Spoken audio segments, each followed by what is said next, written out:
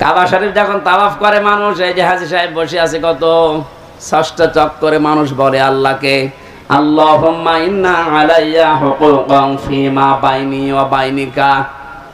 হে আল্লাহ, তুমি আমার মালিক, আমি তোমার গোলাম, দাস, ভৃত্য, সার্ভেন্ট যাই বলেন, এ পরিচয় দিচ্ছে যে তুমি আমার মালিক, আমি তোমার দাস। দাস হিসাবে তুমি আমাকে সব কিছুই তো দিয়ে দিলে, আমাকে নেই থেকে হামসা বানিয়েছো। আমি তো উল্লেখ করার মতো কিছু ছিলাম না, অথচ আজ হামসা হয়ে বসে আছে হাজারো মানুষের সামনে। এখানে অবদান পৃথিবীর কারণে, সব অবদান শুধু তোমার। আমার মা বাবার অবদান আছে কি? তারা শুধু বিছানায় ছিল, এই শেষ। বাকি যা করার নেই থেকে শুরু করে এ পর্যন্ত সব করেছে কে? আরো জোরে।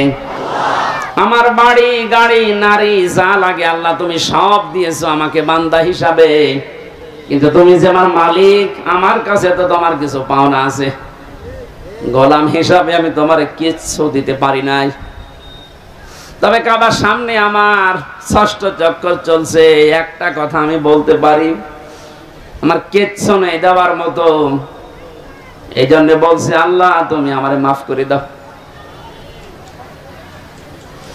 কিয়ামতের কঠিন এই বিচারের ময়দানে মানুষকে আল্লাহ স্রেফ একা তুলবে, কোনো উপায় নেই এই মাপ পাওয়া ছাড়া। কারণ আল্লাহর বিচারে যদি আল্লাহ অবিচার করে কেউ বাঁচবে? যদি ন্যায় বিচার করে, হ্যাঁ, না না, আল্লাহর বিচারে তো অবিচার নেই। ন্যায় বিচার করলেও কোনো মহারথী ক্ষমা পাবে না।